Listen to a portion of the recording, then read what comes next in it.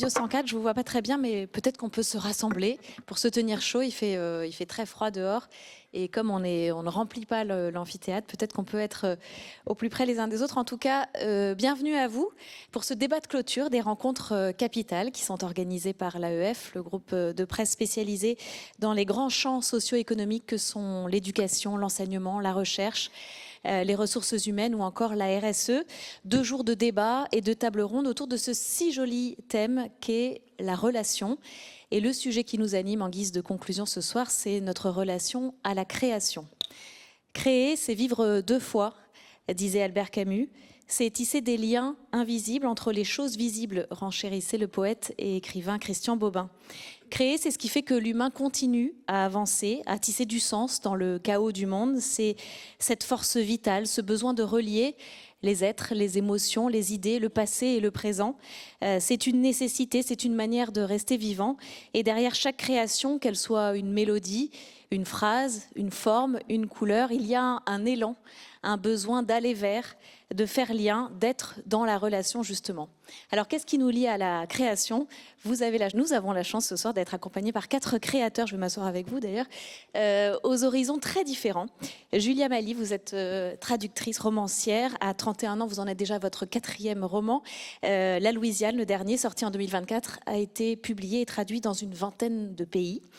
Kit Armstrong, pianiste, compositeur, né à Los Angeles d'un père anglais, d'une mère américano-taïwanaise, quadrilingue. Vous êtes décrit par le New York Times comme un brillant pianiste qui allie maturité musicale et audace juvénile dans un jeu exceptionnel.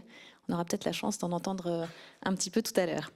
Bertrand Burgala, vous êtes musicien, vous aussi, producteur, compositeur, arrangeur, patron du label Tricatel, chanteur et auteur aussi, un petit peu quand même.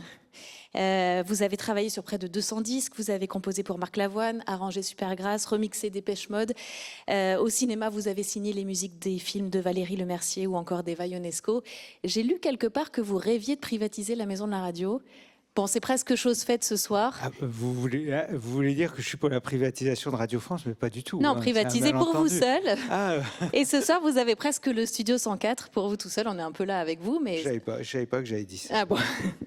Et last but not least, évidemment, Jean-Charles de Castelbajac, l'aristo le plus rock de France, visionnaire, artiste pluridisciplinaire, créateur de mode, dessinateur. Vous avez décloisonné l'art et la mode. On vous connaît pour vos détournements et vos collaborations multiples. Vos vêtements, votre art sont habités par votre passion pour l'histoire, pour le monde de l'enfance, pour le pop art. Vous vous exprimez aussi au travers d'installations, de performances, de dessins à la craie dans la rue, de peinture. Vous avez habillé le pape Jean-Paul II pour les JMJ en 97. Vous avez dessiné les vêtements liturgiques pour la réouverture de Notre-Dame, entre autres, évidemment. Alors j'aimerais bien savoir, pour commencer, tous les 4, quelle est votre relation à votre création ? Qu'est-ce qui déclenche votre geste créateur ? Jean-Charles de Castelbajac, vous dites que c'est quelque chose de viscéral chez vous. Vous créez comme vous respirez, en somme. La création, c'est ma respiration, en fait. C'est-à-dire que dans un premier temps, créer, ça a été une forme de résistance, puisque j'ai été longtemps en pension, dans un milieu qui n'était pas favorable à la création. Donc j'avais une création intérieure et forte. J'imaginais beaucoup d'histoires. Je transformais des boîtes d'allumettes en bateaux. Tout basculait. Et votre premier vêtement, c'était un manteau coupé dans votre couverture. Là, j'ai ressorti mes archives pour mon exposition à Toulouse. C'est une couverture de pensionnaire, tout simplement, dans laquelle je coupe et qui sert un peu d'exorcisme ou d'ex-voto, en quelque sorte. Donc la création, et ensuite j'ai été habité par ce désir de devenir artiste à part entière. Dans un pays où les disciplines sont très cloisonnées, être créateur de mode, c'est pas artiste, être artiste, c'est pas... Voilà, donc ça a été vraiment l'entreprise de ma vie, ça. Et donc j'ai trouvé... Ma création s'est réveillée d'une autre manière, peut-être plus au contact de l'invisible, avec des dessins dans la rue, avec mon travail pour l'église que vous venez de citer. Et là, je suis dans une sorte d'état de grâce parce que je peux pratiquer la mode, je peux faire de l'art, voilà, je suis dans un art total en quelque sorte. Voilà. L'époque vous a donné raison finalement. L'époque m'a donné raison. et je donne raison à l'époque. Kit Armstrong, vous avez créé de nombreuses œuvres, une symphonie, 5 concertos, 6 quintettes, 7 quatuors, 21 œuvres pour instruments seuls. Vous avez commencé dès l'âge de 5 ans en fait. Votre première œuvre, c'était Chicken Sonate, la sonate des poules, si je ne me trompe pas. Et vous voyez, vous, dans la création musicale, un lien avec les mathématiques fondamentales que vous avez étudiées? En fait, moi personnellement, je me reconnais avec pas mal de sympathie dans les propos que vous venez d'exprimer. J'ai eu la chance de grandir dans un environnement où il y avait des espaces de plénitude et aussi des espaces de vide. Et le vide, c'est très important pour la création, pour inciter à créer. Parce que je pense que le cerveau humain a un peu peur quand il voit le vide. Et il a toujours envie de le remplir avec quelque chose. Et peut-être le vide résulte d'un environnement qui n'est pas propice à la création extérieure. Et du coup, on a besoin d'une motivation de création intérieure, ou peut-être le vide, c'est une situation forcée, c'est une situation de discipline. Quand on, par exemple, aujourd'hui on dirait, mais ce n'était pas encore le cas pendant mon enfance, aujourd'hui on dirait 1 heure sans téléphone, 1 heure sans écran, ou même 1 heure sans livre. Vraiment, pouvoir passer cette heure seul avec ses propres pensées. Donc j'avais cette chance d'avoir connu le vide dès mon plus jeune âge. Et c'est aussi parce que j'aimais bien la solitude. Donc finalement, pour moi, la création, c'était aussi une sorte de respiration. C'était un instant, un instant qui m'accompagnait tous les jours. Et moi, je dirais que finalement, à cause ou grâce à l'éducation que j'ai eu l'occasion de poursuivre en mathématiques fondamentales, mais aussi un peu en musique, ce que j'ai appris, c'est que la création et la découverte sont 2 choses qu'il est presque impossible de distinguer l'une de l'autre. Parce que je dirais que la musique classique est un très bon exemple de cela. Est-ce qu'on la découvre ou est-ce qu'on la crée?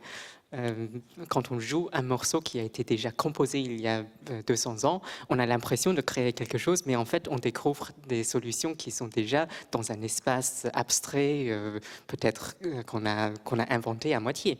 Et finalement, ce qui me motive, c'est de partager ces moments de bonheur avec d'autres personnes. C'est ce qui vous permet d'être en relation. Bertrand Burgalat, vous aussi, la création, c'est peut-être rendre visible ce qui existe déjà, vous diriez ça? Oui, c'est le sentiment que j'ai souvent, c'est que, par exemple, je suis toujours assez effondré quand j'entends, quels que soient les domaines, les gens qui disent que tout a été fait. Je trouve que c'est très décourageant. Et souvent, d'ailleurs, les périodes où la musique, mais comme les autres domaines ont avancé, c'est les périodes où on avait cette impression. Mais où on a l'impression de tourner en rond, mais ce n'est pas du tout forcément le cas. Mais moi, c'est vrai que ce qui me frappe, c'est que parfois, la nuit, on rêve, et on entend de la musique. Moi, il m'arrive parfois d'entendre des musiques sublimes. La nuit, évidemment, à l'instant où je me réveille, j'arrive pas j'arrive pas à les reproduire parce que ça disparaît immédiatement, mais ça veut dire qu'elles sont en nous. Et je trouve qu'une grande partie du travail, moi, mon travail, même de producteur pour les autres, c'est d'essayer d'enlever toutes les couches qui nous empêchent de l'exprimer. Ces choses qu'on a. Et ça peut être le surmoi, ça peut être la peur, ça peut être la timidité. Il y a beaucoup de choses qui nous empêchent d'exprimer ces choses-là. Mais je pense que c'est important. Alors attention, tout à l'heure, vous disiez, on crée, c'est viscéral, bien sûr. Je trouve que la musique, pour moi, ça a été un enchantement, d'abord d'écouter de la musique. Il y a des morceaux qui ont changé ma vie, et évidemment d'en faire, parce que ça permet d'exprimer des choses qu'on ne peut pas dire autrement. Et la musique peut-être encore plus que d'autres arts parce que c'est tellement impalpable, c'est tellement des ondes qu'en tout cas il y a des choses qu'on ne peut pas écrire, qu'on ne peut pas peindre, que seule la musique peut faire. Et ça, je trouve ça magique. Mais ça permet aussi, donc moi quand je dois faire un morceau, j'essaie de me dire qu'est-ce que j'ai vraiment envie d'exprimer, qu'est-ce que j'ai l'impression, et il faut être prétentieux, qu'est-ce que j'ai l'impression que j'aimerais dire que je ne peux pas retrouver dans tous ces morceaux sublimes qui ont été faits jusque-là.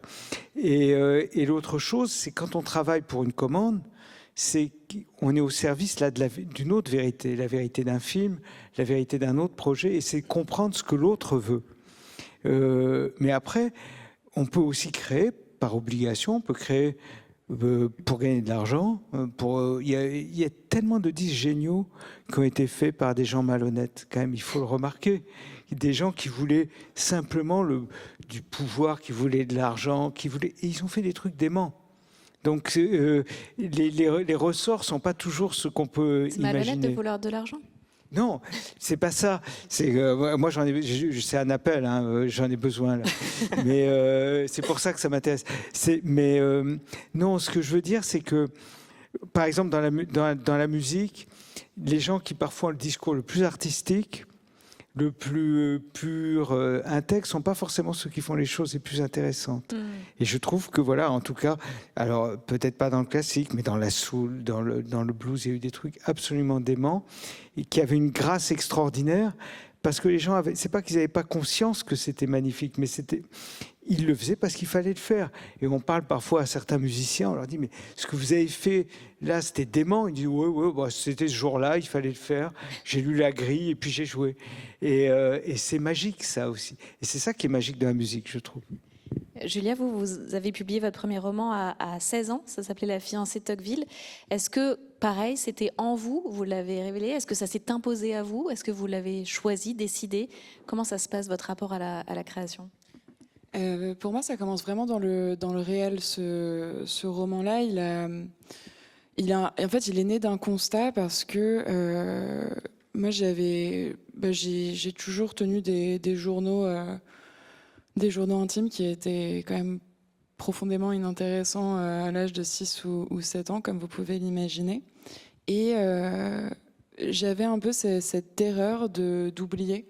Et donc, je me disais que si j'arrivais à rassembler dans ces pages-là tous les instants que je vivais, peut-être qu'ils ne sombrerait pas dans l'oubli. Donc vous voyez une enfant joyeuse, épanouie. Un peu anxieuse. Légèrement, voilà.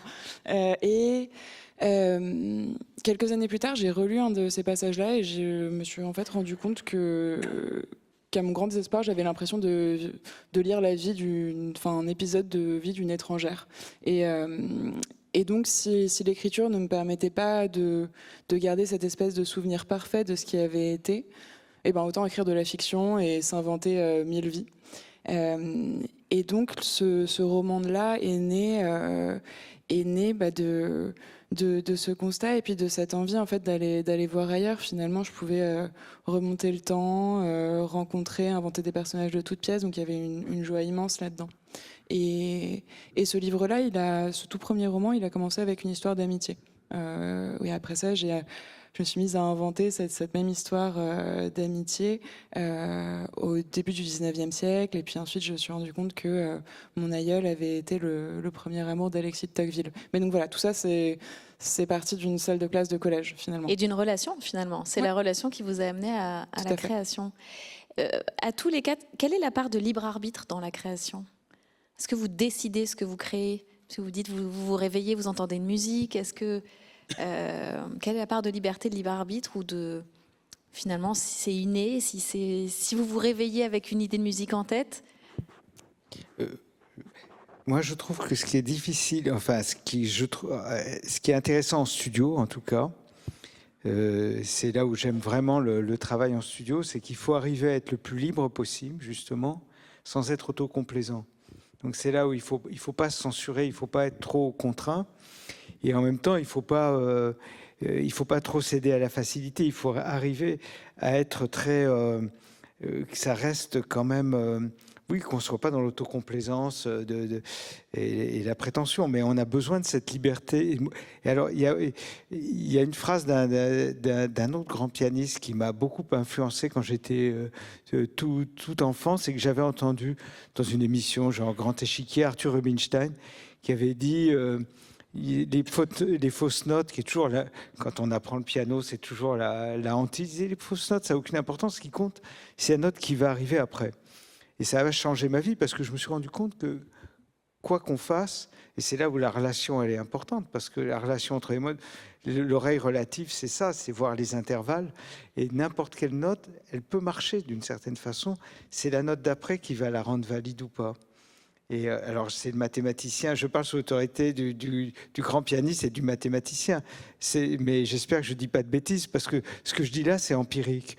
Mais en tout cas, ça m'a changé ma vie, parce que j'ai passé ma vie après à écouter de la musique et à jouer dessus ou à faire des fausses notes, mais oui, voilà. Mais Moi aussi. Moi, je ne joue pas de notes qui ne sont pas de fausses notes. Non. Non, parce que... il n'y a pas de fausses notes, en fait. Il n'y a pas de fausses notes. Il n'y a que des notes. Oui, il n'y a que des notes et toute note peut être fausse, si on la veut ainsi. Moi, je trouve que c'est effectivement aussi dans l'esprit de création, parce que quand j'entends une note, elle me suggère immédiatement la prochaine. Et quand je vois une formule de mathématiques, j'ai aussi envie de créer la mienne. Mais là, le problème, c'est que 9 fois sur 10, la formule ne fonctionne pas. Mais en musique, ça fonctionne. Et c'est pour ça que je suis devenu musicien.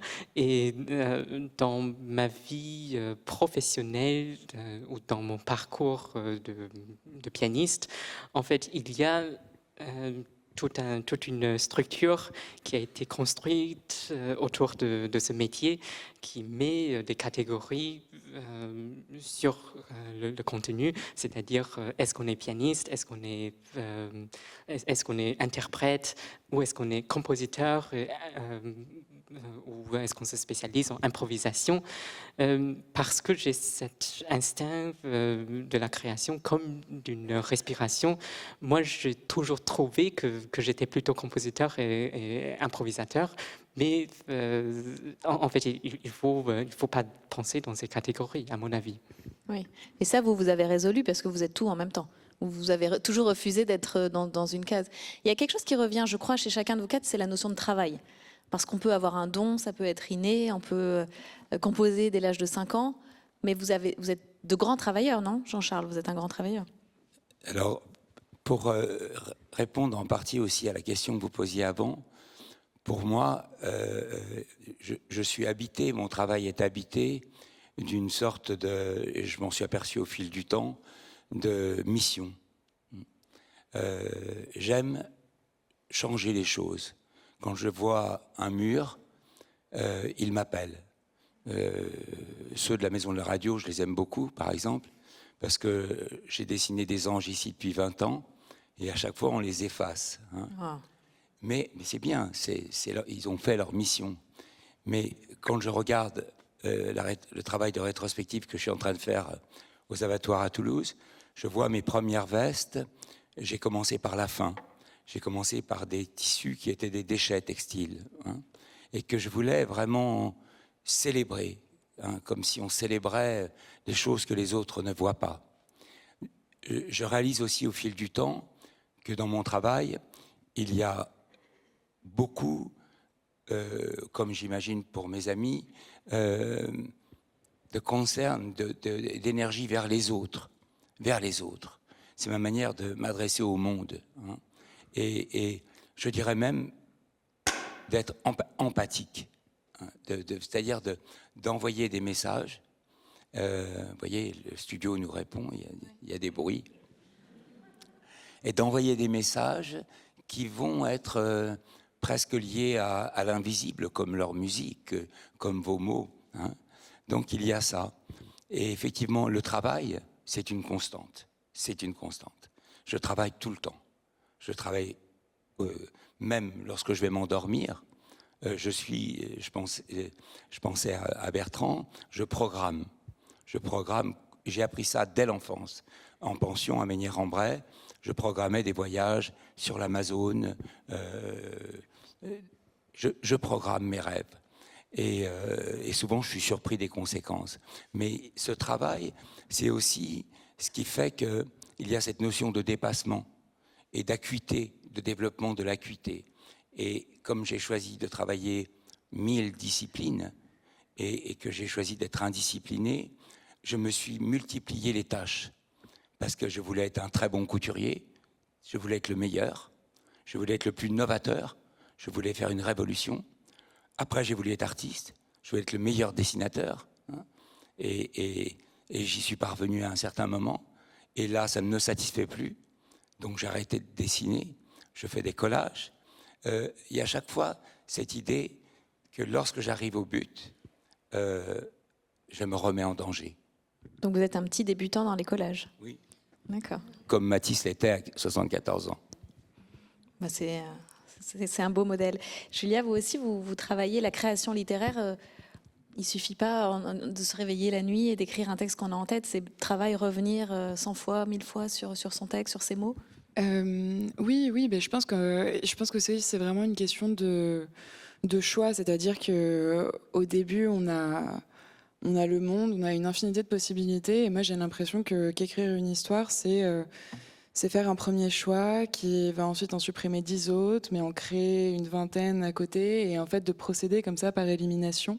J'aime bien cette image de bâtir un peu une maison, et en fait au fur et à mesure des décisions qu'on prend, il y a certaines choses qui ne deviennent plus possibles.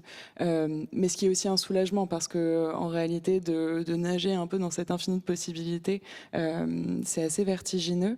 Mais oui, pour moi, c'est vraiment une question de travail et presque d'archéologie. Tout à l'heure, Kit, vous parliez de la découverte et de la création et de ce mouvement qui est presque finalement, ou en tout cas qui est presque indissociable. Et il y a cette phrase de Marcel Proust que je trouve très belle, et comme la traduction m'intéresse aussi beaucoup, où lui il dit le livre qu'on écrit, c'est celui qu'on a au fond de soi et qu'on traduit. Et je trouve ça très beau, cette espèce d'altérité et en même temps de fusion avec une histoire. Et je pense que pour aller la déterrer, il faut vraiment y aller, et il faut rencontrer ces personnages pas une fois, mais une centaine. Il faut apprendre à les connaître, parce que tout comme quand on rencontre quelqu'un dans la vraie vie, cette personne-là ne se dévoile pas intégralement. Au premier rendez-vous. Exactement. Et donc je pense que voilà, il y a tout ce processus-là de recherche. Qui est vraiment nécessaire pour pouvoir, en tout cas dans mon cas, pour pouvoir aussi comprendre l'histoire que je suis en train d'essayer de raconter. La création, elle est relation, elle naît de la relation, vous nous l'avez raconté, elle est relation avec le public, vous nous dites que vous envoyez un message au public, aux spectateurs, elle est relation aussi avec les autres créateurs. Bertrand, vous travaillez, vous le dites parfois avec des réalisateurs quand vous composez des musiques de films, c'est être au service de la création de l'autre. Comment la création vous permet d'être en relation ? Alors, je trouve que, en tout cas dans le cadre de la musique, ce qui est assez formidable, c'est que effectivement, on travaille avec des auteurs, donc avec des personnes de l'écrit, des écrivains, des poètes. Pour les pochettes, on va travailler avec des artistes, avec des peintres. On travaille avec des cinéastes, on travaille avec des vidéastes, des chorégraphes parfois. Mais au-delà de ça, je trouve que moi, la musique, c'est aussi un accès au monde, dans la mesure où le fait de s'occuper d'un label, ça me confronte à des réalités économiques, à des réalités sociales.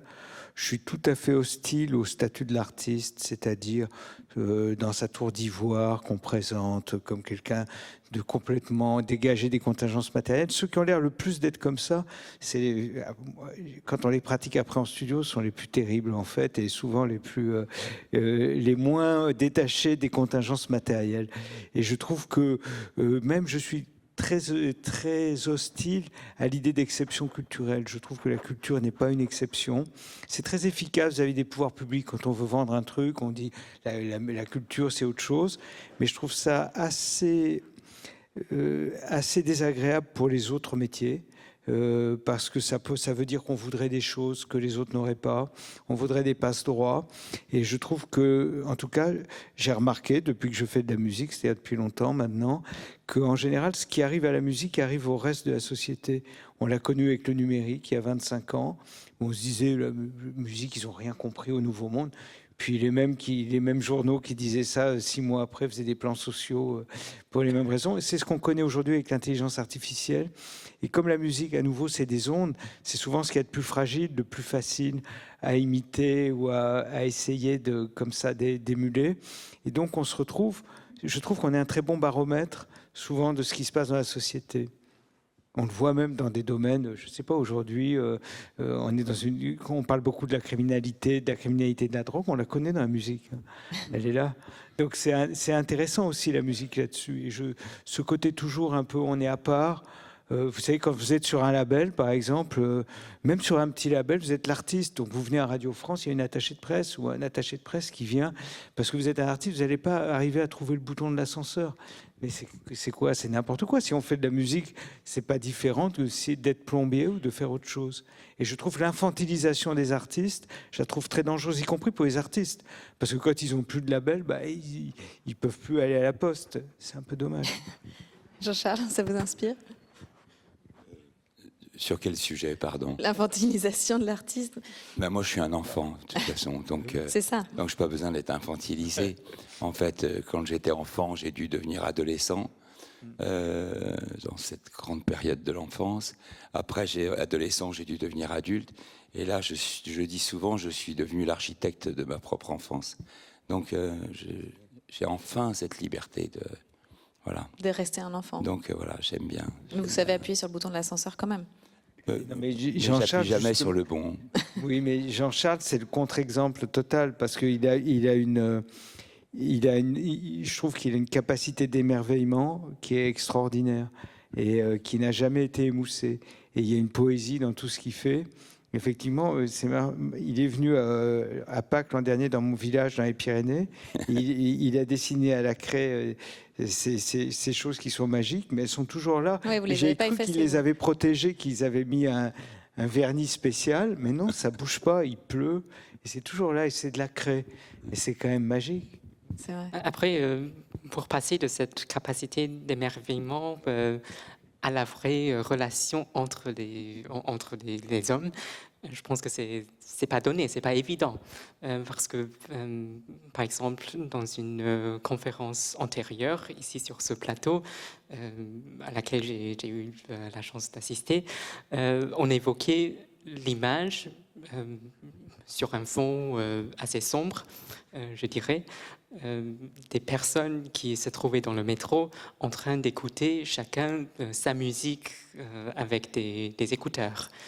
Et je me suis demandé, est-ce que, en tant que musicien, si je pouvais parler pour tous les musiciens, est-ce que je suis responsable de tant de malheurs et tant de malaise dans la société? Mais en fait, j'ai aussi pu vivre cette création des bulles d'émerveillement autrement.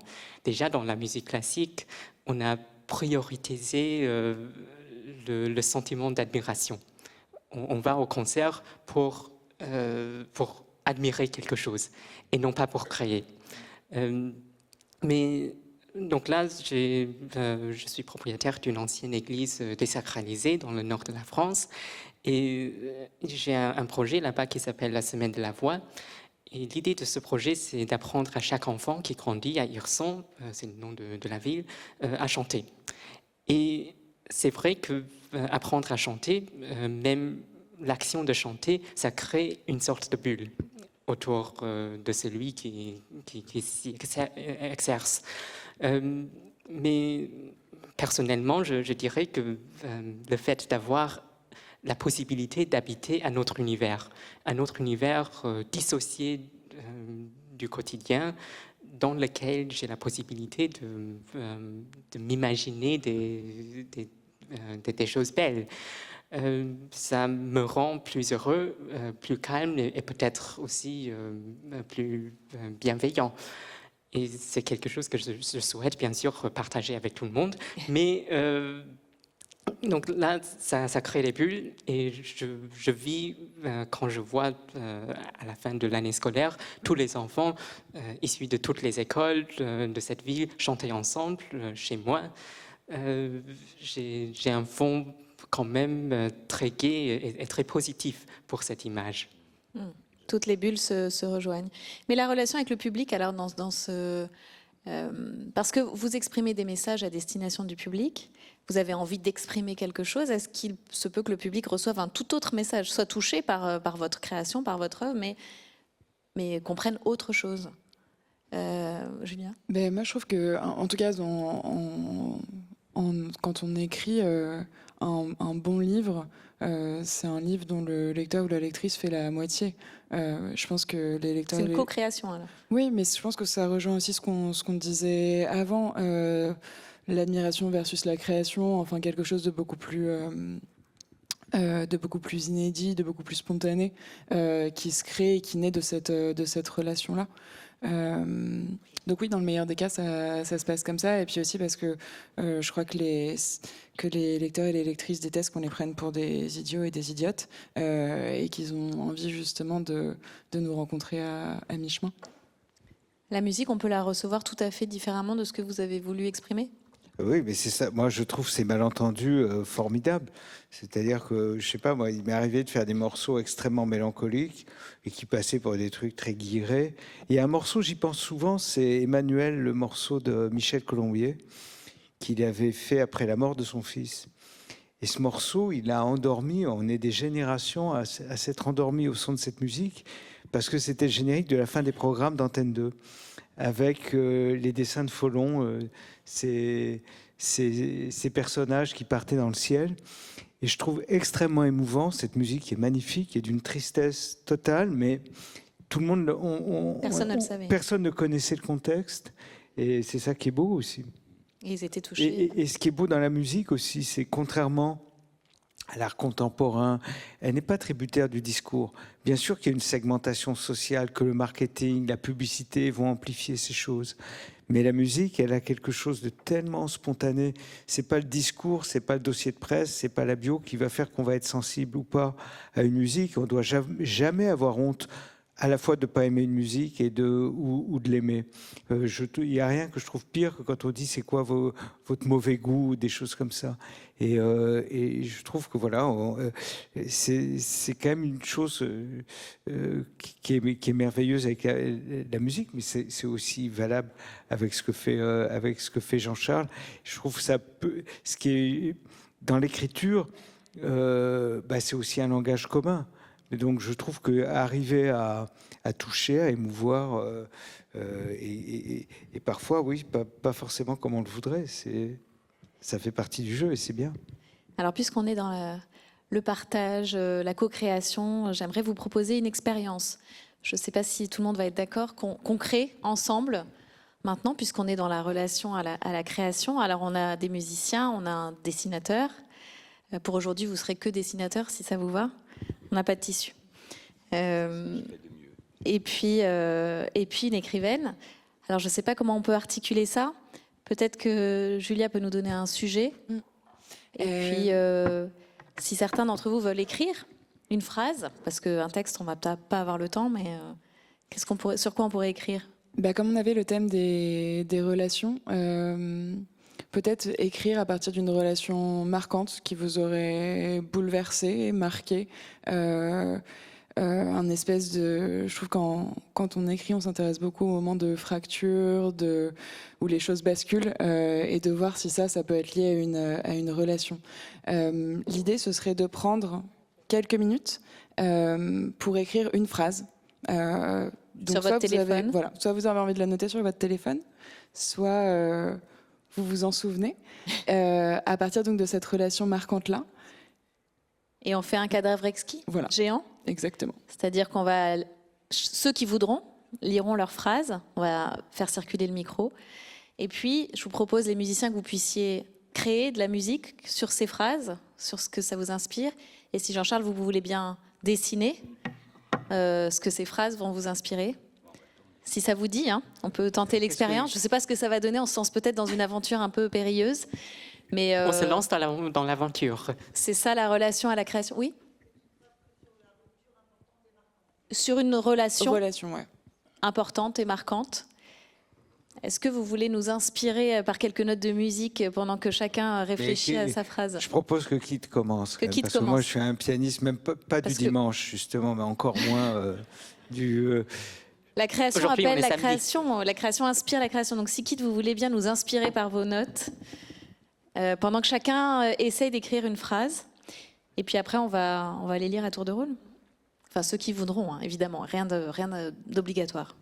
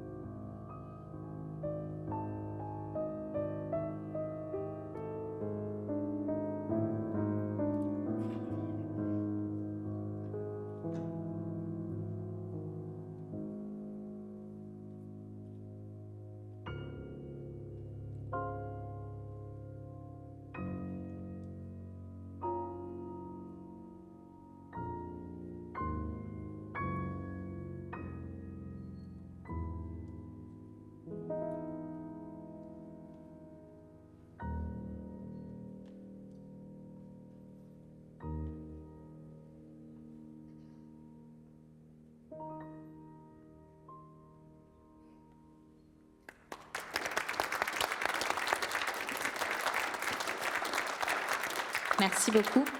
Je suis sûre que ça fait fructifier votre imagination et que vous avez tous écrit une phrase. Alors, est-ce qu'on commence notre cadavre exquis? Donc, je vous propose que, Julia, vous allez commencer, vous allez nous lire votre phrase et que cette phrase donc inspire une création musicale.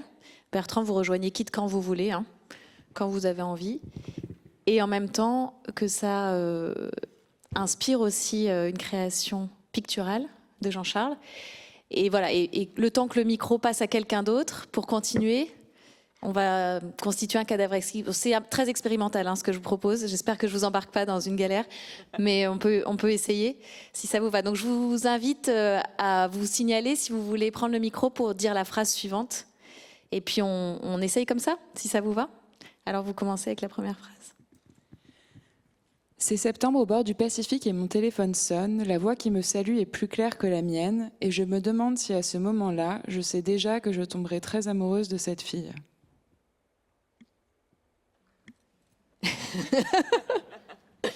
Jean-Charles, vous avez vos feutres? Oui.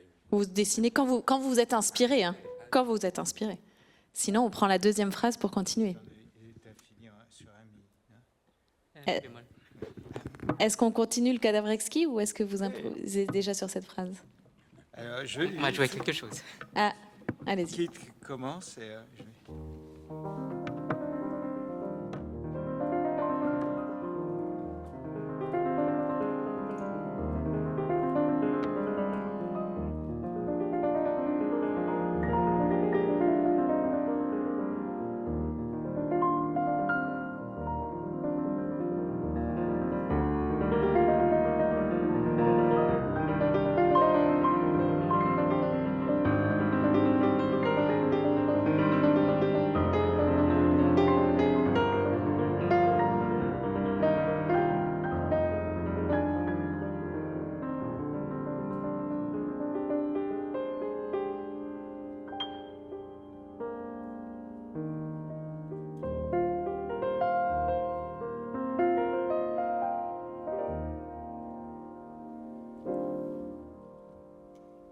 Alors, deuxième phrase. Ah oui, il y a plein.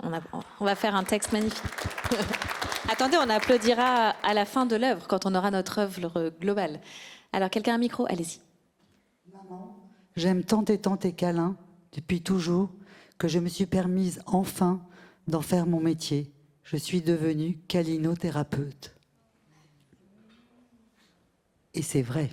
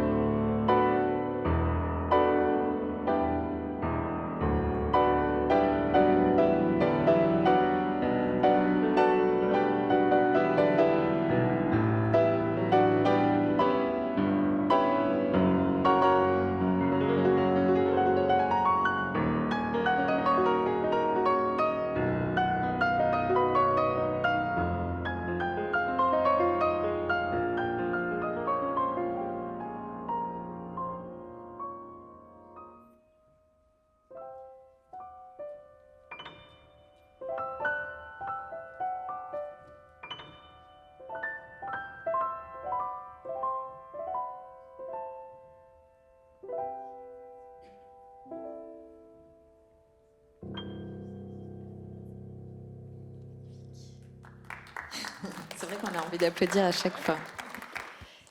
Alors, qui a un micro? Monsieur. Il pleuvait à l'arrêt d'autobus. Je l'ai abritée sous mon parapluie. Elle était grande, elle ne parlait pas.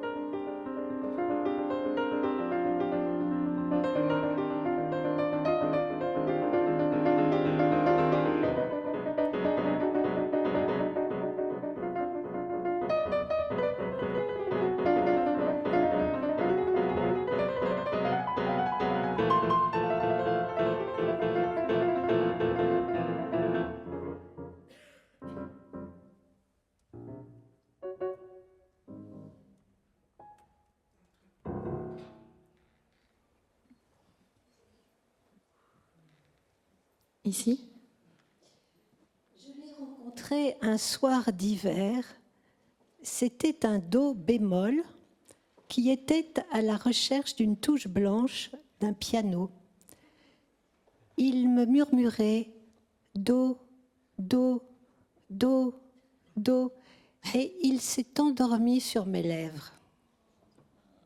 Moi, j'aimerais bien essayer de mettre en chanson, mais il faudrait que j'ai le texte devant moi. Mais Do, do, do. si on peut faire phrase par phrase, est-ce que vous pouvez le redire? La première phrase. Je l'ai rencontré un soir d'hiver. Je l'ai rencontré un soir d'hiver et c'était... C'était un do bémol. Un do bémol, donc un si. Ok. Je l'ai rencontré un soir d'hiver. C'était un do bémol.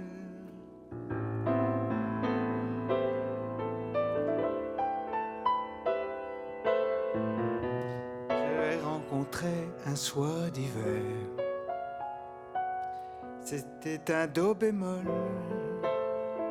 Et la suite? Qui était à la recherche d'une touche blanche d'un piano. Qui était à la recherche. Il faut que vous veniez le faire sur scène avec nous.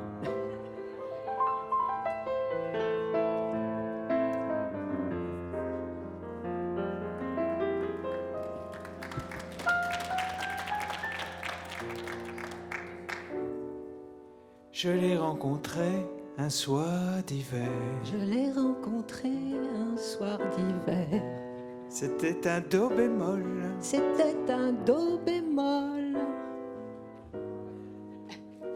Qui était à la recherche. Il était à la recherche d'une touche blanche.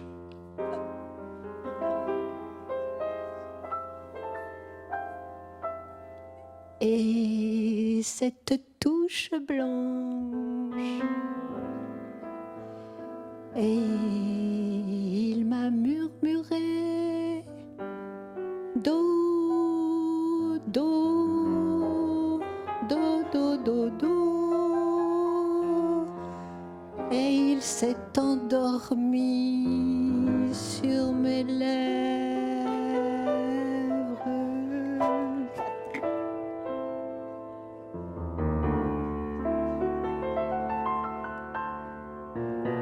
Je l'ai rencontré. Je l'ai rencontré Sur, un soir d'hiver. un soir d'hiver. C'était un do bémol.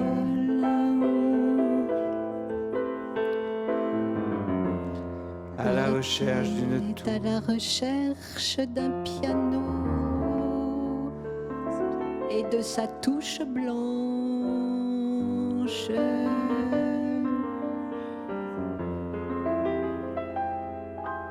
Et il m'a murmuré do, do, do, do, et il s'est endormi sur mes lèvres.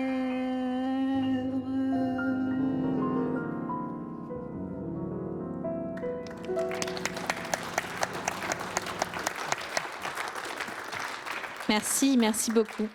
Et ben voilà, hein, quelle plus belle création collective. Merci à tous. Je crois que c'était un magnifique... Est-ce qu'on peut voir vos dessins? Vous pouvez nous les remonter? Vous vous souvenez de ce qu'il a inspiré? Non.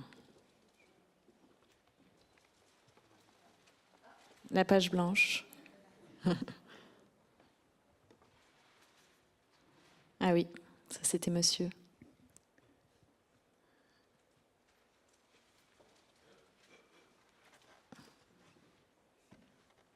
Magnifique. Bravo à vous tous.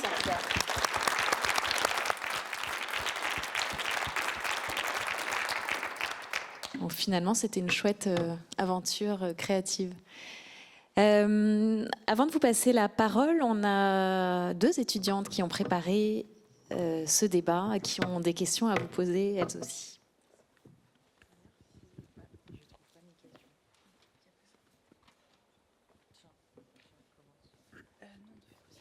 Alors, bonjour, du coup, Cléa Cornet, étudiante en journalisme à l'école ISCPA. Ma première question, elle est pour Jean-Charles de Castelbajac. Est-ce que quand vous créez, vous avez besoin de vous sentir en décalage dans votre art, ou est-ce qu'au contraire, vous aimez vous caler sur les tendances ? J'ai pas entendu la fin. Je peux reposer la question. Avez-vous besoin de vous sentir en décalage dans votre art, ou au contraire de vous caler sur les tendances ? Ah non, vraiment, mais je suis déjà décalé, moi. Donc, je suis naturellement décalé. Donc, c'est l'histoire de ma vie, d'être en décalage. En fait, non, pour créer, j'ai besoin d'être inspiré. Et c'est je dirais, c'est comme un fleuve, une rivière. Parce que je suis très curieux de nature. J'ai une sorte d'éveil qui s'est accentué, donc je suis rarement en état de calme. Je pense toujours à créer. Et je disais, spontané. Je fais par exemple jamais de mood board, de choses de préparation. La tendance, je connais pas. Je connais l'air du temps, cependant. Hein. L'air du temps me passionne. J'aime toujours découvrir de nouveaux sons, de nouvelles musiques, de nouveaux plasticiens, de nouveaux designers. Je suis fan, en fait. Voilà. Et je pense que tant qu'on est fan, tant qu'on est en admiration devant le talent des autres et qu'on a envie de travailler avec eux, hein, parce que souvent, dans mon travail, il y a cette idée de collaboration. Par exemple, un jour, on fera une collaboration tous les deux, parce qu'on l'a évoqué il y a 2 ou 3 ans. Ça se fera, peut-être avec Kit, peut-être avec notre ami. Il y a cette idée de percevoir les choses. Alors, je ne pense pas que ce mot tendance existe même, mais c'est plutôt être un aimant, vous voyez, et percevoir des particules. Ça peut être aussi des choses invisibles, des choses sur l'histoire qui me nourrit, comme dans le roman Louisiane que vous avez écrit. Il y a cette perception d'une manière universelle à des choses qui m'inspirent et qui me provoquent une réaction de création. Voilà. Mais j'ai toujours été plutôt précurseur, en anticipation, et je m'aperçois qu'aujourd'hui, l'époque me donne raison. Et ça, c'est très agréable, parce que ça fait qu'à 75 ans, je me sens dans une époque comme un poisson dans l'eau, parce que finalement, l'époque ressemble à ce que j'avais anticipé. Voilà. Bonsoir, je m'appelle Emeline Dulieu, je suis également étudiante en Master 1 de journalisme. Donc ma question s'adresse à vous tous. La précarité souvent associée au métier de l'art a-t-elle à un moment donné constitué un frein dans votre parcours ? Un frein ou un moteur, pourquoi pas ? Un frein ou un moteur ? Moi, je veux juste dire un mot sur ce thème. Je pense que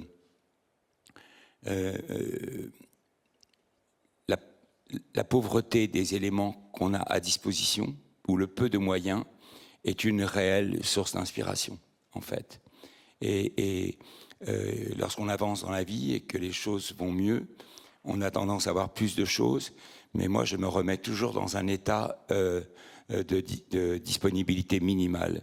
J'ai un kit de survie essentiel, avec des feutres, avec des petits ciseaux d'enfant. Je crois que la précarité, au contraire, inspire.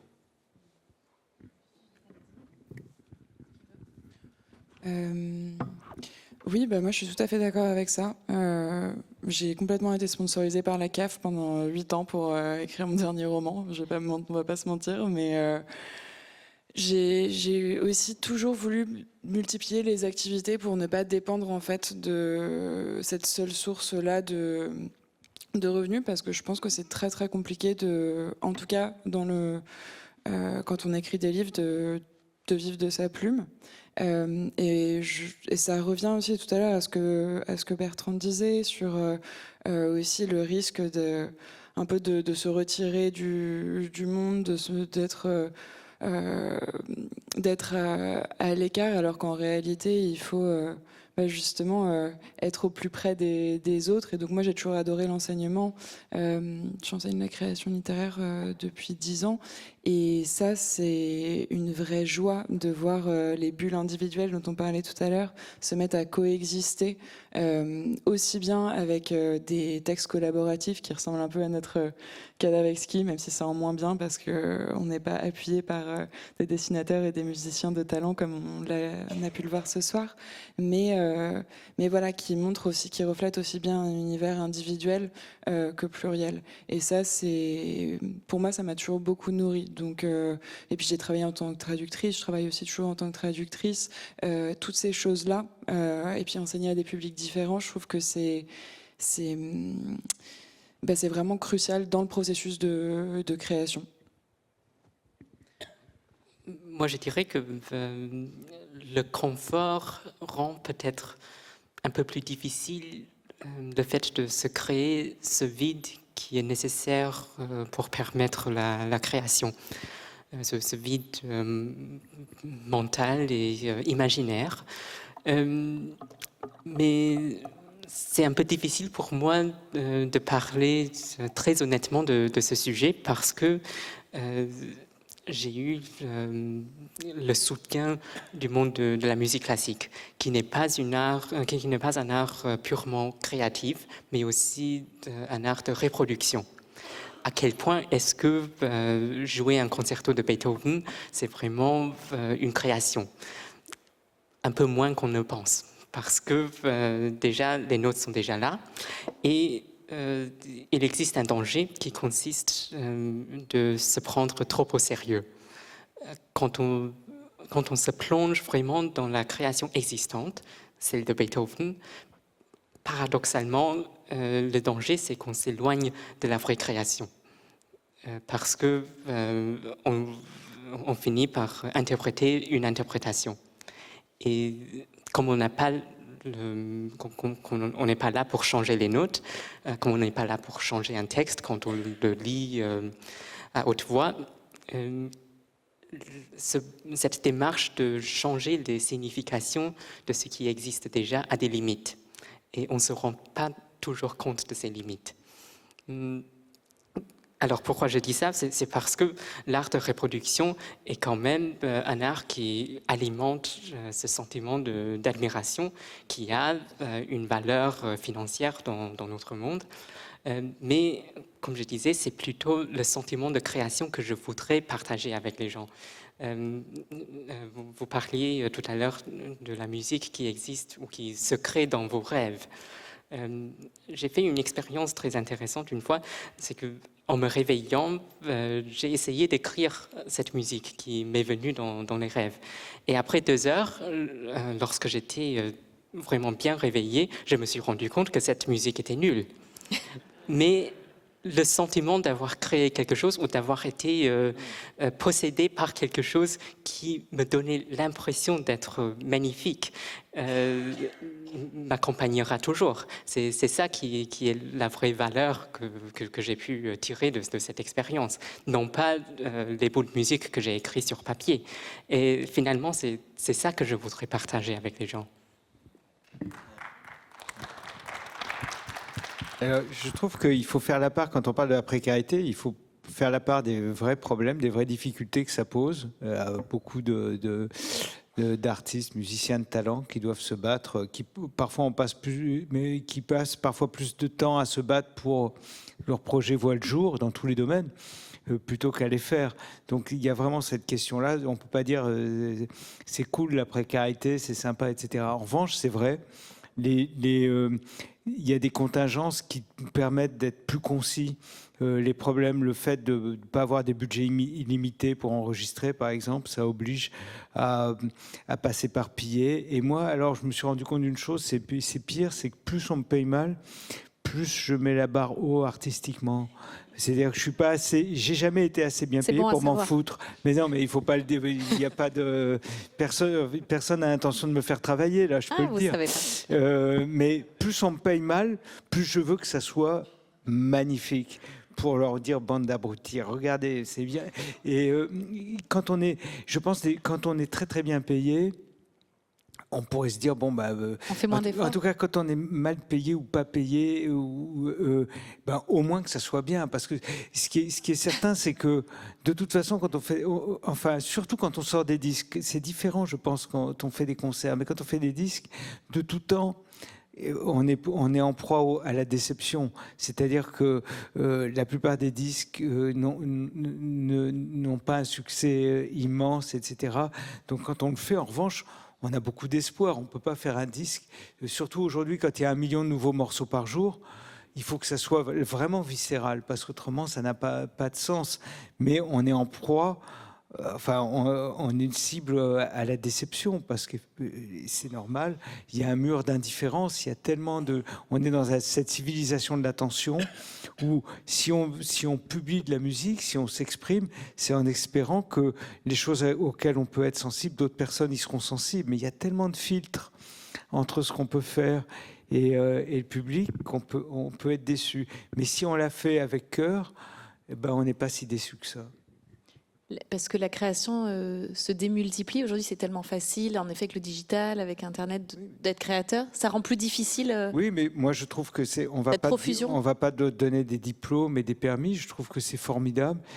Il me semble que ça reste très difficile de faire de la musique, en tout cas pour la musique, pour des raisons complètement inverses à celles d'avant.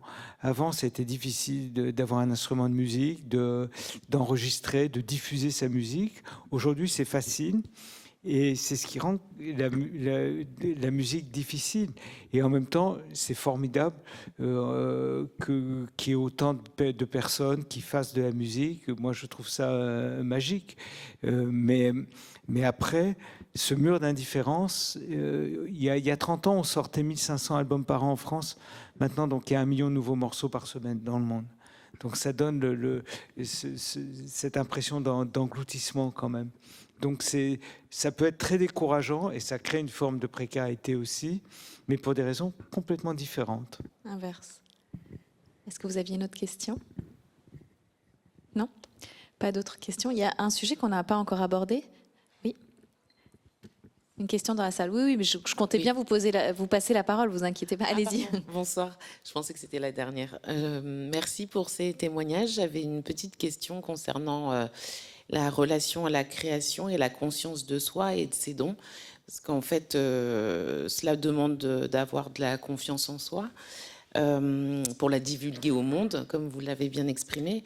Et à quel moment on ose se découvrir, surtout quand on est précurseur, comme vous le dites, monsieur de Castelbajac, puisque précurseur veut dire parfois incompris. Et est-ce que c'est une rencontre ou autre chose qui amène à se découvrir et à partager ses dons? Moi, j'ai eu la chance d'être animé par une forme de colère au sortir de mes années de pension et d'avoir une mère qui croyait en moi et qui m'a toujours dit une chose qui m'a marqué, qui était sur la légitimité. Lorsque j'ai commencé à faire ce métier dans le monde de la mode, qui était où j'avais jamais appris quoi que ce soit, et que j'ai commencé à couper les premières vestes, elle m'a dit, mais il n'y a pas de légitimité. Tu es légitime. Et c'est souvent une question que les êtres se posent. Et souvent, des personnes qui m'écrivent me disent, suis-je légitime à devenir artiste? Suis-je légitime à composer? Suis-je légitime à dessiner? Et moi, très tôt, j'étais très sûr de moi. Il y avait cette espèce de confiance en moi, parfois trop d'ailleurs, qui faisait que que je n'ai pas eu peur du regard des autres, que je n'ai pas eu peur de la critique, que j'étais plutôt content quand mon travail soulevait des polémiques, j'étais plutôt content quand mon travail choquait, même récemment dans ce que j'ai fait à Notre-Dame. Il était logique que ça ne plaise pas à tous, parce que certains n'aiment pas la couleur, certains ne comprennent même pas, ne veulent même pas chercher le chemin pour comprendre pourquoi les couleurs. Donc j'ai fait mienne cette phrase de Char qui était va vers ton risque. Et l'incompréhension, en fait, on n'est jamais totalement compris. Mais le tout, c'est vraiment d'être un brise-glace, de tracer, d'entreprendre des choses qui nous ressemblent, d'être courageux et parfois têtu même. Voilà. Je voudrais ajouter quelque chose pour répondre à votre question, parce que je la trouve vraiment extrêmement... toutes les questions étaient formidables, mais je trouve ça très intéressant parce que parfois, on est dans une société où parfois le statut social devance l'action, c'est-à-dire qu'on veut être... on veut être musicien, mais pas faire de la musique. On veut être chanteur, mais pas chanter d'une certaine façon avant. C'est la fonction. Et je pense qu'il y a des personnes remarquables qui feront pas de musique ou qui vont se décourager, alors elles sont peut-être beaucoup plus, elles ont ça de façon beaucoup plus innée. J'en veux par exemple à Paris, le conservatoire, l'admission au conservatoire par tirage au sort. Je trouve que c'est une honte totale. C'est sous couvert d'égalitarisme, on crée au contraire les inégalités, les injustices les plus extraordinaires. Et je trouve que, par exemple, l'enseignement au collège, j'ai une fille qui a 15 ans, elle est en seconde maintenant, de la 6e à la 3e. Alors ça doit dépendre des enseignants aussi, parce que moi, c'est des professeurs de CES qui m'ont fait écouter de la musique, qui m'ont éveillé à la musique. Donc ça dépend un peu. Mais on sent qu'il y a une telle peur, par exemple, d'apprendre la musique en disant ça va être élitiste. Par exemple, elle me disait, qu'est-ce que tu apprends actuellement? Temps lisse, temps strié. Vous savez ce que c'est, temps lisse, temps strié? En fait, temps lisse, c'est quand il n'y a pas de rythme, et temps strié, quand il y a du rythme. C'est une espèce de langage, c'est comme natation, évolution en milieu aquatique fermé, quoi. C'est-à-dire que tout est fait pour dégoûter des enfants de la musique. Et ça, je trouve ça extrêmement triste. Et ce déterminisme qui fait que il y a des enfants qui, eux, vont prendre des cours, etc. Je trouve ça extrêmement dommageable. Et, moi, je pense que la question touche sur la précarité psychologique qu'on associe très souvent avec les créateurs, avec les artistes. Mais personnellement, j'aimerais bien ajouter une autre perspective, et c'est que la construction d'un univers pour soi-même, où on peut créer des choses, etc., c'est-à-dire cet accès à l'univers de la création peut au contraire donner de la confiance en soi, parce que dans son univers, on est légitime. Donc on crée pour gagner la confiance. D'ailleurs, quand on ose envoyer son manuscrit à 15 ans à des éditeurs, c'est qu'on a confiance dans ce qu'on a créé quand même, non? Oui et non, mais moi j'allais dire que le doute sert aussi énormément, et qu'il y a différentes étapes du processus de création. Je trouve que ça permet d'envisager d'autres possibilités, ça permet de sans cesse se remettre en question, et bien sûr il y a une limite à ça, et on a besoin d'avoir confiance en soi, on a besoin de se sentir légitime, et moi j'ai l'impression que c'est que les dés sont jetés à chaque nouveau projet littéraire. Il y a une autrice dont j'aime beaucoup le travail qui s'appelle Hilary Mantel, une autrice britannique qui a reçu le Man Booker Prize 2 fois, et qui, elle, dit une romancière n'est jamais aussi douée que la phrase qu'elle s'apprête à écrire.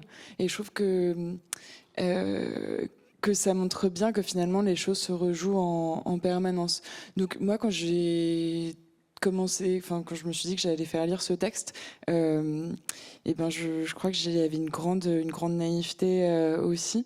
Je m'étais dit je suis arrivée, j'ai mis un point final, et maintenant j'ai envie de le partager. Je crois que ça venait aussi de cet endroit-là, là où j'ai été extrêmement reconnaissante à à une éditrice d'une maison d'édition, c'est quand cette personne-là a non pas accepté de publier ce texte, mais l'a lu attentivement et m'a fait toute une série de retours extrêmement précis et constructifs. Et qu'à partir de là, en fait, elle m'a donné ma première leçon d'écriture. Parce que moi, je suis rentrée chez moi, j'ai retravaillé pendant 1 an le texte. Et ça m'a...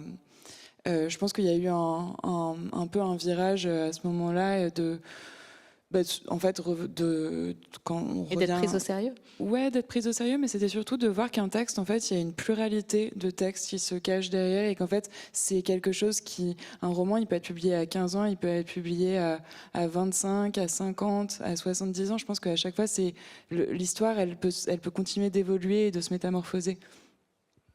Alors, on va vous donner la parole. Vous pouvez échanger, poser des questions ou nous proposer vos créations encore.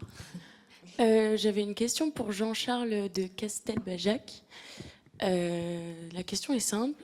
Comment on fait quand on est un artiste pluridisciplinaire pour s'établir de manière crédible au sein d'un domaine alors qu'on vit dans un monde où on essaye de nous cantonner à certains titres, à certaines disciplines, et que si on ose s'égarer un petit peu d'une seule discipline qu'on aurait choisie, on peut se voir reprocher le fait d'être trop diffus. Alors est-ce que ce qu'il faut faire, c'est au départ sélectionner une seule discipline dans laquelle on sait qu'on excelle pour passer sous les radars et une fois que ça a percé, se permettre de proposer autre chose, ou est-ce que dès le départ il faut faire comme on veut et se dire qu'on n'en a rien à faire et que c'est ainsi? Dites-moi. Alors, en France, il y a un mot extraordinaire qui est touche-à-tout. Hein. Alors touche-à-tout, on a qualifié Jean Cocteau de touche-à-tout, Léonard de Vinci de touche-à-tout. Donc c'est pas dévalorisant alors, touche à tout. Non, mais il y a multicasquette aussi. Il y a quand même touche à tout. Et le Max, grand Max, c'est touche à tout de génie. Multicasquette de génie, on dit aussi. Toi, tu es multicasquette, moi je suis touche à tout. Et en fait, c'est l'histoire d'un long chemin parce que comment vous donner une recommandation. En fait, je crois que si l'univers est cohérent, si la force des disciplines que vous attaquez, que vous entreprenez, est liée par un style, et la force d'un style et d'une empreinte qui passe au-delà d'un logo ou d'une signature ou de quelque chose d'identitaire lié au commerce, là, vous pouvez entreprendre un travail transversal et un travail en fait d'indiscipline, hein, puisque tout ça, c'est des disciplines. Et ce qui est assez extraordinaire dans cette aventure, c'est-à-dire qui est celle de ma vie, c'est qu'à chaque fois, j'ai vécu dans ces conquêtes de territoire un temps d'appropriation, un temps de détournement, un temps de compréhension de la discipline. Et en fait, en y apposant une gamme chromatique, en y apposant une philosophie, en y apposant des codes, on arrive à faire de toutes ces disciplines un exercice total et un style.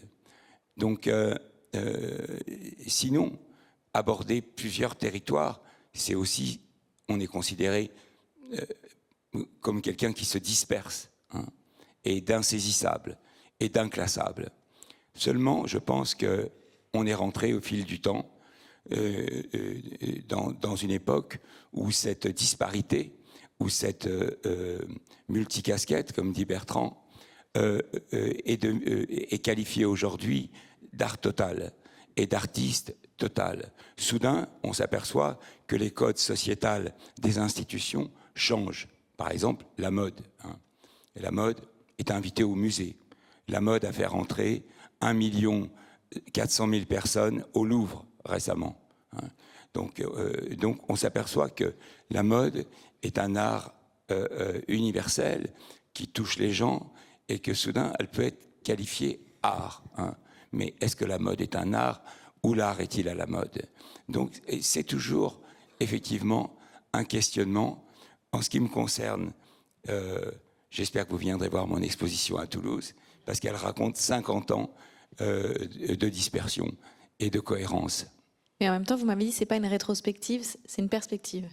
C'est une rétrospective parce que effectivement, je montre 50 ans d'expérience et de recherche, mais c'est une perspective parce que elle est constituée d'installations que je fais en tant qu'artiste qui sont là pour emmener une génération et leur montrer un chemin qui a été le mien pour aller vers mon risque, en fait. Écrire la suite aussi. Est-ce qu'il y a d'autres... J'espère que j'ai répondu à votre question. Alors, des mains qui se lèvent. Mais ici. quand même, on voit aujourd'hui que, pour moi, la mode est morte, en quelque sorte. C'est la mode de vie qui a pris le dessus. C'est-à-dire qu'on s'aperçoit que les univers qui se mettent en place racontent une histoire, son narratif, et installent quelque chose d'atmosphérique qui va bien au-delà du vêtement. Oui, moi j'ai pas eu toutes ces expériences dans tellement de domaines, mais on me posait souvent la question, quelle est la relation, quel est le rapport entre les mathématiques et la musique? Et je pense que cette émergence d'un style unifié, c'est quelque chose à laquelle je n'avais pas cru, mais maintenant, je commence à y croire. Parce que je me suis rendu compte que les choses qui m'attirent et qui m'intéressent dans les mathématiques, qui est aussi un domaine de la recherche de la beauté, c'est presque exactement les choses qui me plaisent dans la musique aussi. Et pour dire un peu plus concrètement, c'est le fait de privilégier le connu plutôt que l'inconnu et d'associer le savoir avec le fait d'apprécier. Donc c'est une idée de l'Antiquité, de savoir, le plaisir et l'émotion. Ouais, donc, Et Kit, peut-être vous pouvez nous raconter cette expérience que vous allez mener parce que vous allez disséquer le phénomène de création grâce à l'intelligence artificielle. Je vais le raconter moins bien que vous, donc je vais vous laisser le faire, mais sur le processus créatif de Beethoven. Oui, donc tout brièvement, parce que c'est un projet qui a quand même une certaine étendue. L'idée, c'est de partager cet esprit de création plutôt que l'esprit d'admiration qu'on ressent face aux œuvres de Beethoven. Donc, avec l'aide de l'intelligence artificielle, je ne vais pas demander à l'intelligence artificielle de m'écrire une 10e symphonie de Beethoven ou une 1000e symphonie. Je vais demander à l'intelligence artificielle de servir en tant que guide dans l'espace créatif et mental de Beethoven, à l'aide de ces esquisses qui sont tellement nombreuses que aucun musicologue ne puisse les avoir en mémoire. Et avec ces informations, avec ce sens du style de Beethoven et ce sens de sa démarche compositionnelle, on va présenter dans nos concerts avec le groupe qui s'appelle le Concert Olympique. Dans nos concerts, on va présenter donc une création musicale, une œuvre, plutôt une expérience, si j'emprunte le mot de l'anglais, qui consiste de commencer à improviser, comme on a fait ici, mais ces improvisations seront guidées au fur et à mesure par l'intelligence artificielle qui est imbuée de l'esprit de Beethoven. Et l'idée, c'est de montrer un peu à chacun qui participe à cette expérience qu'est-ce que ça peut être, qu'est-ce que ça peut déclencher en soi, d'avoir assisté activement à une création. Comme dans l'esprit de Beethoven. Alors, une main qui se lève ici. Quelqu'un a un micro, allez-y, je vous en prie. Bonsoir, moi je suis étudiant et ma question c'est est-ce que l'échec et la déception sont importants dans le processus de création? Qui est inspiré par cette... Qui veut répondre? Je connais assez bien ça, moi, l'échec, donc je peux en parler. Mais donc j'en ai parlé déjà un peu tout à l'heure. Alors il y a une chose qui est importante. Je me suis rendu compte. Alors ça c'est un exemple concret. Souvent pour les groupes en particulier, un artiste seul, on fait un premier album par exemple, et il y a un succès d'estime, mais on sent que ça pourrait aller plus loin. Et au deuxième, on se dit ça va être le bon moment. Et puis, c'est normal, il y a une inertie, il y a toujours... et là, parfois, il faudrait changer des choses, mais parfois, il faut rien changer parce que c'est simplement, il faut taper sur le clou. Et quand c'est des groupes, c'est une période de turbulence terrible parce que c'est une période de remise en cause. Et vous avez des personnes qui vont renoncer, y compris à tout ce qui fait leur singularité, en se disant, il faudrait pour pas... Exemple, on passe pas à France Inter. Bon, voilà. Comment on va faire pour passer à France Inter? C'est le pire moyen pour passer à France Inter, de penser à ça. Mais ça peut être très déstabilisant. Un artiste qui est seul, il va continuer, ça va pas. Mais les groupes, j'ai vu beaucoup de groupes se séparer après un deuxième album qui a été décevant, justement, en termes de vente. Là où il aurait fallu, peut-être c'est au troisième, peut-être au quatrième, peut-être jamais, mais c'est pas, enfin, c'est grave, c'est embêtant, mais ça peut être très, très déstabilisant quand même. Et c'est là où la devise de René Char, de Jean-Charles, elle peut être utile. C'est-à-dire, et ça ne veut pas dire qu'il faut s'entêter. Parfois, il y a des choses qu'il faut changer. Il ne faut pas dire... moi, je considère... c'est pas parce que ce que je fais ne marche pas que ce que je fais est de qualité. Hein. J'aime pas les gens qui disent si ça marche, c'est bien. Parce que s'il suffisait que ça soit bien, on se demanderait pourquoi il y a tant de gens qui prennent des pubs, pourquoi il y a des services de marketing. S'il suffisait de faire un truc pour que ça marche, parce que c'est de qualité, il y a beaucoup de services, que ce soit dans la musique ou dans le cinéma, dans l'édition, partout. S'il suffit, aujourd'hui, vous pouvez mettre sur Spotify, vous pouvez mettre la plus belle musique au monde. Si elle n'est pas tombée dans des algorithmes par toute cette sorcellerie, personne ne la remarquera. Donc, et ça ne veut pas dire que parce qu'un truc ne marche pas, qu'il est bien. Autrement... Mais vous avez fait quoi de vos échecs alors? Je sais pas. Ça fait 20 ans que je bassine ma femme en disant j'en peux plus, j'ai envie de faire autre chose, mais il n'y a que ça qui m'intéresse quand même. Donc, vous n'avez pas eu que des échecs. Mais c'est toujours... voilà, c'est comme ça. Vous avez connu des échecs, Jean-Charles? Oui, j'ai connu des échecs parce que sur 50 ans de carrière, j'ai démarré très fort et à 18 ans, ça marchait déjà très fort. Et puis, à partir du moment où vous avez un style et que vous avez une sorte d'intégrité et que vous ne voulez pas faire trop de compromis, aux tendances, comme on l'évoquait, ce style, il est forcément, il subit les aléas des magazines et j'avais en moi cette volonté de ne pas être commercial. Je trouvais toujours terrible ces discussions avec des gens qui disaient mais ce que vous avez fait c'est pas commercial. Et j'étais assez fier de ça, de faire des trucs pas commerciaux. Par exemple, quand je suis arrivé chez Benetton pour 4 ans, le pouvoir commercial était un pouvoir militaire. Hein. Il y avait 800 commerciaux. Et quand je suis arrivé, je leur ai dit je veux des pulls avec 6 manches et je veux revenir aux gammes chromatiques de Benetton qui étaient des couleurs primaires. Ils m'ont dit Manon est commercial, questo, Jean-Charles. Et c'est là où il faut persister. Et persister, c'est durer, c'est-à-dire être tenace. Et puis un jour, vous avez comme ça, moi là j'ai attendu 10 ans avant que mon style réémerge et qu'on s'aperçoive que j'avais quelque part initié quelque chose. Donc il faut tenir le cap. Mais l'échec, c'est pas un échec, c'est un temps mort. Où on se régénère aussi.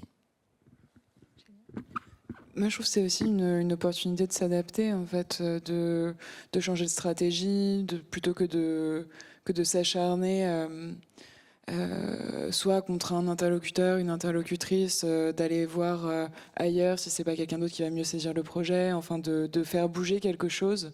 Et je crois aussi qu'il y a une sorte de forme de lâcher prise qui est nécessaire quand on s'est obstiné pendant longtemps sur un projet pour que les choses marchent, presque de retrouver une espèce de souplesse ou de plasticité, ou peut-être même de revenir au plaisir de créer qu'on a tendance à oublier quand on est en train de revoir le même texte pour la 20e fois. Moi, mon dernier roman, j'ai passé 8 ans dessus. J'ai mis 6 ans avant de trouver une agente qui accepterait de me suivre sur ce projet-là. C'était un texte qui était en anglais au début, que j'ai ensuite réécrit en français. Et en fait, le texte a tellement grandi pendant ces 6 années-là que... Alors oui, j'ai pleuré assise par terre dans la salle de bain, mais c'était vraiment... pour rien au monde, je changerais un des maillons de ce processus de création. Il y a une phrase de Winston Churchill, moi, qui me sert beaucoup. C'est la réussite, c'est d'aller d'échec en échec sans perdre son enthousiasme. C'est vrai. Vous voulez réagir ou on prend des questions? Je pense que la vie est pleine d'échecs, parce que par définition, les autres n'agissent pas en général comme on le souhaite. Et pour revenir à la question, est-ce que l'échec est important dans sa démarche?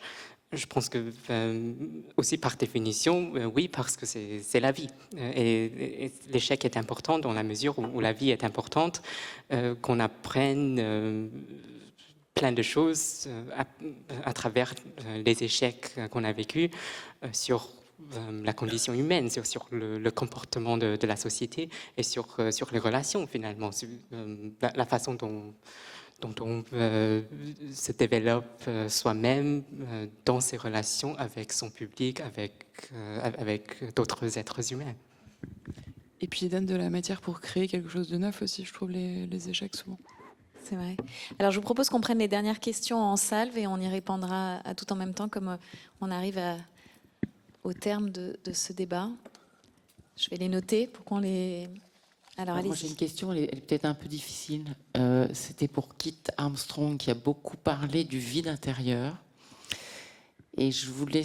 Ça éveille ma curiosité. Et quand il parle de vide intérieur, d'où vient la création? À l'intérieur de lui, est-ce que c'est plutôt mental, est-ce que ce sont les émotions, ou même est-ce que ça viendrait d'ailleurs, est-ce qu'il faut se laisser inspirer? Ok, alors ici. Bonsoir, merci beaucoup. Ma question, c'était sur l'instantanéité. On est dans une société où on veut tout immédiatement, on réagit immédiatement sur les réseaux sociaux et ailleurs, et où tout s'accélère. Et on sait que pour la création, il faut du temps long. Jean-Charles vient de le dire, il faut garder le cap, il faut savoir durer. Pourtant, on voit que les films raccourcissent, on voit que les morceaux de musique raccourcissent, on voit que les gens lisent de moins en moins. Donc, comment vous composez avec ça et comment vous réagissez à ça? Merci. Et est-ce qu'il y a une dernière main qui s'était levée? Oui, bonsoir. Moi, j'ai une dernière question. Pardon. Vous avez tous parlé du vide. Je voudrais savoir si ça a été compliqué pour vous de... puisque dans le vide, vous vous mettez dans votre univers seul. Est-ce que ça a été compliqué de pouvoir garder la vie au quotidien avec toutes ces obligations, la vie de famille, la vie de couple, la vie d'enfant, puisque pour moi c'est assez contraire avec cette exploration individuelle dans le vide. Et je me demande vraiment comment vous pouvez arriver à trouver dans le quotidien ces espaces-là, quand arrive toute cette vie d'obligation, de famille, de couple, d'enfants, etc. Alors, 2 questions sur le vide. Qui vous commencez? Donc, quand je parle de vide intérieur, ce n'est pas l'absence de joie, c'est plutôt une situation qu'on essaie de construire en soi-même pour avoir de l'espace qu'on confie à la création. C'est vrai que, comme je disais, aujourd'hui, on a l'impression que ce soit difficile de créer ce vide parce qu'il suffit de sortir le journal, les informations, même la musique, etc. Donc, on a plein de choses à portée de main pour remplir ce vide qui est Oui, le téléphone, aussi l'ordinateur, l'argent, et tout ce qu'on peut acheter avec de l'argent. Mais fondamentalement, je pense que ce vide est inconfortable dans le moment. Mais c'est cette tension qu'il crée qui nous permet de... Bon, je vais parler d'un exemple complètement imaginaire. Admettons qu'on mette quelqu'un, un enfant par exemple, dans une pièce où il n'y a rien, où il y a juste quelques petits objets simples. Il va, au bout du temps, commencer à construire son propre univers de fantaisie à partir de ces objets. Si on a, je ne sais pas, un verre, le verre va commencer dans son imagination à représenter quelque chose d'autre que le verre. Et si on a un crayon, ce n'est pas seulement un outil pour écrire. Ça peut devenir un bâton de magie, etc. Et c'est ça la création, à partir du vide. Bon, après, je ne parle pas ici d'un enfant réel, je parle de l'enfant qui existe dans nous tous. Et comment on crée ce vide alors? Comment vous créez les conditions de votre création? Est-ce qu'il vous faut vous mettre dans un contexte, dans un environnement avec des rituels, des talismans? Mais attendez, parce qu'il y avait 2 autres questions. Oui, l'instantanéité. Vous répondez à celle que vous voulez. Alors l'instantanéité, je trouve que c'est un paramètre comme les questions budgétaires, les questions d'argent, c'est-à-dire que avoir très peu de temps pour faire quelque chose, ça peut être aussi extrêmement motivant parce qu'on se pose moins de mauvaises questions, on va droit au but. Et d'avoir beaucoup de temps pour faire quelque chose, c'est formidable, mais c'est aussi l'illusion de la liberté, et d'avoir trop de liberté, ça peut être parfois au contraire, justement une contrainte. Et pour la vie sociale, c'est très étrange parce que, bien sûr, quand on fait des choses qu'on aime, c'est pas du tout la même. Il n'y a pas de notion de pénibilité, contrairement à d'autres professions. Donc, on a la chance de faire des choses. On dit on joue, on fait de la musique, on joue, c'est quand même extraordinaire. Donc, il n'y a pas de frontière entre la vie privée et la vie professionnelle. Ouais, des fois dans les Pyrénées, j'ai mon studio là-bas et quand je suis seul là-bas, je travaille pas loin de 100 heures par semaine quand j'ai une urgence. Mais c'est génial, je suis hyper heureux quand je fais ça. Après, quand on a une vie de famille, ça fait une contrainte en plus. Mais moi, je suis un père tardif, donc j'ai une fille qui a 15 ans. Mais Jean-Charles, tu as commencé avant moi, quand même plus jeune. Mais bon, et bizarrement, ça m'a donné envie d'être encore plus raide d'une certaine façon, de me dire il faut faire des choses tranchantes, il faut essayer de faire vraiment des choses qu'on aime. Ça m'a incité à faire encore moins de compromis d'une certaine façon, étrangement. Mais Jean-Charles?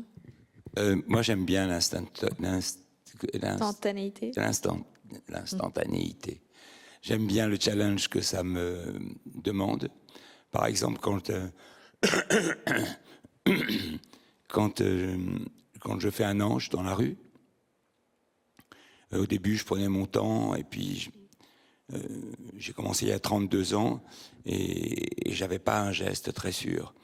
Et puis, malgré tout, on est face au mur, donc on est dos à la rue, et donc il y a une notion d'appréhension. On a les ombres, hein. Donc j'ai appris à dessiner en 10 traits, en l'espace de quelques secondes, un ange efficace, hein. Mais ça m'a pris longtemps. Lorsque je travaille mes images sur Instagram, puisqu'on parle d'instant, j'aime bien cette idée de construire une image pour un instant. Et tout à l'heure, quelqu'un dans la salle parlait justement de cette relation à l'instant. Et moi, je crois que il faut aller chercher dans les racines de l'histoire, dans les racines de la mémoire collective, ce qui va habiter l'instant. Je ne sais pas si je suis assez clair, mais je suis devenu j'avais le sentiment avant d'être en anticipation et parfois précurseur. Aujourd'hui, je suis devenu presque rétro-futuriste. C'est-à-dire que je vais chercher des traces du passé, de la mémoire collective, et dans la liturgie, dans l'histoire, dans l'épique, dans la dimension chevaleresque, ou dans la musique, et dans plein d'autres choses, pour l'injecter dans l'instant. Et c'est ainsi que l'instant appartient à une dimension universelle, et qu'il s'inscrit d'une manière radicale, parce qu'il est déjà dans le subconscient collectif. Voilà. Ce qui lui permet d'être dans l'instant. Pour répondre très rapidement, la question du vide, moi je vais à la piscine parce que je crois que ça me met dans une espèce d'état un peu de méditation qui est très agréable. J'ai des lunettes embuées, je n'y vois rien, je me prends plus ou moins des coups dans la figure de temps en temps, mais au moins j'ai l'impression qu'il y a une espèce de flottement des pensées, et sans m'acharner sur une question particulière dans le texte sur lequel je suis en train de travailler, ou d'aborder de manière très concrète le travail que je suis en train de faire. Souvent, je remarque qu'après avoir nagé, des réponses se mettent à arriver. Ouais, parce que je pense que ça déplace, et puis quand on se met en mouvement aussi, quand on met son corps en mouvement, ça aide, en tout cas pour moi, vraiment à penser. Et pour ce qui est des obligations et des contraintes en tout genre, je crois que la seule chose que j'essaye de faire, c'est, parce que c'est souvent difficile d'y échapper, c'est juste peut-être d'avoir des temps de création courts, et de se dire aujourd'hui je ne vais pas écrire 2 heures, je vais écrire 5 minutes. Parce que quand on se dit que c'est juste 5 minutes, c'est dur de se défiler quand même. Et ça permet en même temps de garder un lien avec ce qu'on est en train de poser sur la page. Et moi, en tout cas, ça m'aide à rester dans une routine créative. Vous Instagrammez votre création, en quelque sorte. Un grand merci à vous 4. Merci à vous pour notre cadavre exquis collectif. Et couvrez-vous, il fait froid dehors. Très bonne soirée.